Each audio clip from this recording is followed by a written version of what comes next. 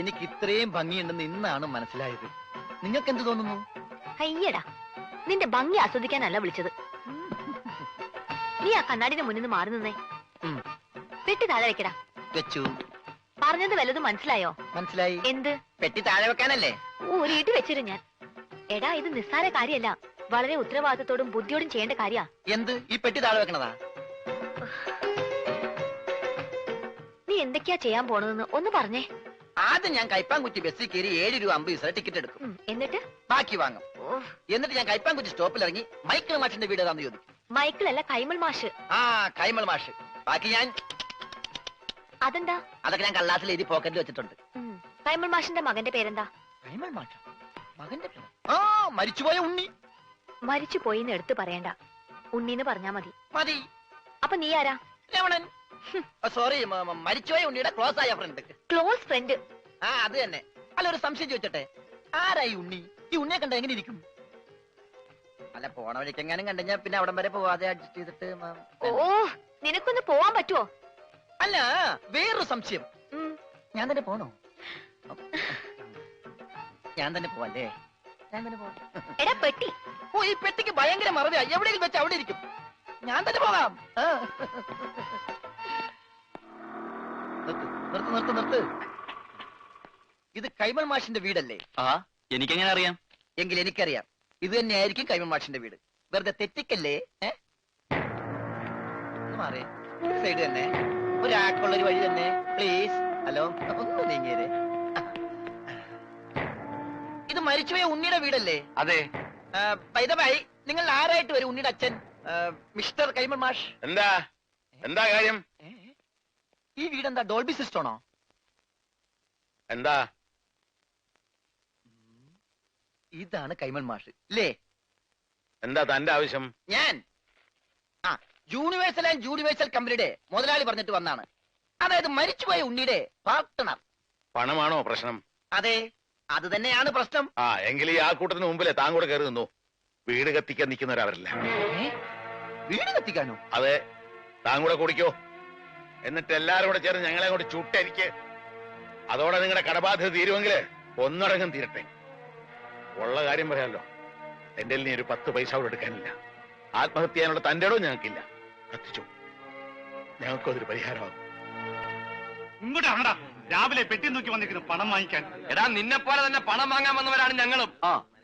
അയ്യോ, ഞാൻ പണം വാങ്ങാൻ വന്നതല്ല, കൊടുക്കാൻ വന്നതാ. ഈ പെട്ടി ഉൾപ്പെടെ. എന്താ പറഞ്ഞേ? പണം കൊടുക്കാൻ വന്നതാണെന്ന്.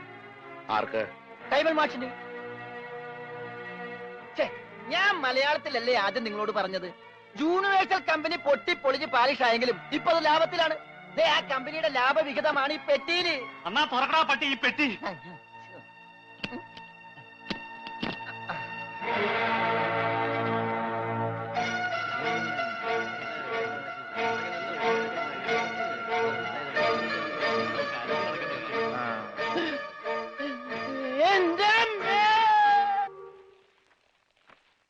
നമസ്കാരം. ഈ സദാശിവൻ കൈമളുടെ വീടല്ലേ? എന്താ?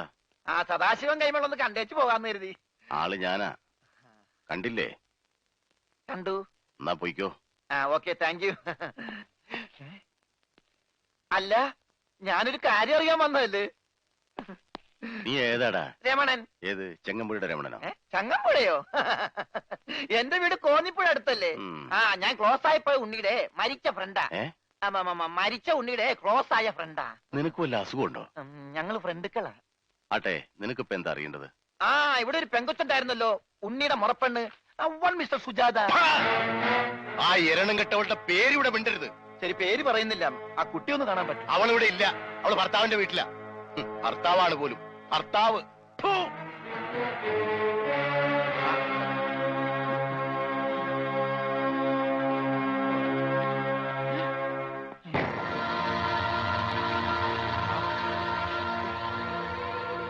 അവൻ ഇവനല്ലല്ലോ. അവൻ ഇതാരാ? ഈ ഉണ്ണിയുടെ ആരാന്നാ പറഞ്ഞേ? Close friend. അപ്പൊ ഇതാരാ? അതെന്നല്ലേ ഞാൻ ചോദിച്ചത്, ഇവനാരാണെന്ന്. ഇതാരാന്ന് നിനക്ക് അറിയില്ല അല്ലേ? ഇല്ല. എടാ, ഇതാടാ നിന്റെ ഫ്രണ്ട് ഉണ്ണി. മേലാളി പേരും പറഞ്ഞിവിടെ വന്നാലുണ്ടല്ലോ.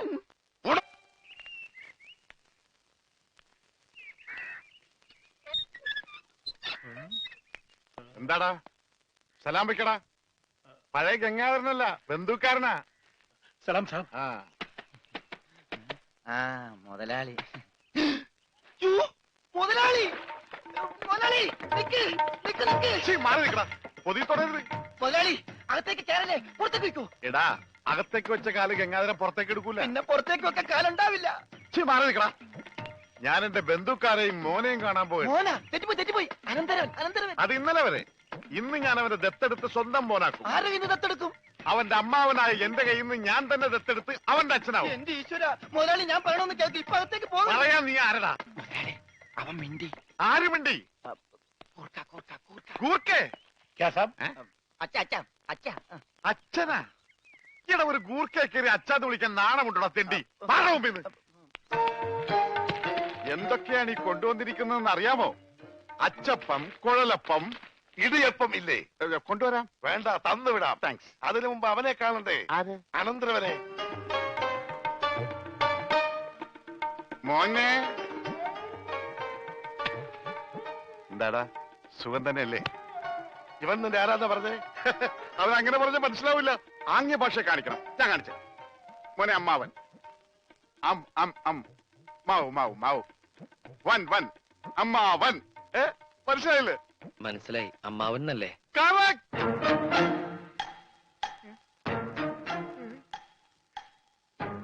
അമ്മാവന് സുഖമാണോ?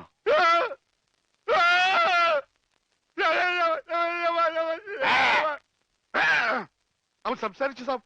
അവൻ ആദ്യമായിട്ട് സംസാരിച്ചു സാബ്. എന്റെ അനന്തരവൻ സംസാരിച്ചു. ഞാൻ ആദ്യമായിട്ട് ഒന്നുകൂടി സംസാരിച്ചേ. ആദ്യമായിട്ടല്ല, ഞാൻ പണ്ട് മുതലേ സംസാരിക്കും. എനിക്ക് ചെവിയും കേൾക്കാം. ഇല്ല, ഞാൻ വിശ്വസിക്കില്ല.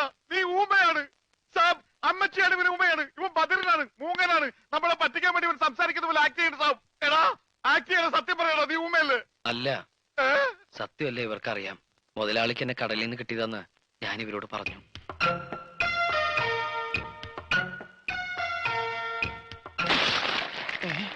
എന്താ ഒരു എല്ലൂടിയാണ് ഒച്ച കേട്ടത്? എല്ലാം ഒടിഞ്ഞിട്ടില്ലടാ, ഒടിയാൻ പോണേ ഉള്ളൂ.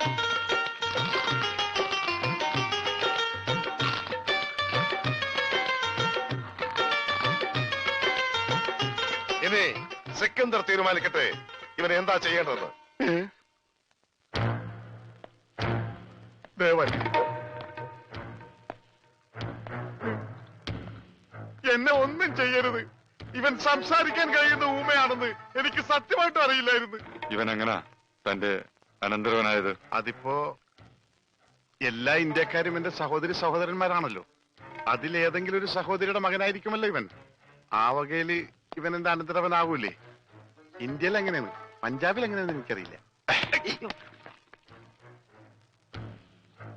ഏതായാലും നീയാണ് ഇവനെ ഞങ്ങൾക്ക് തന്നത്.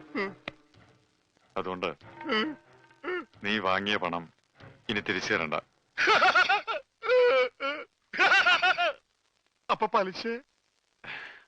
അതും വേണ്ട.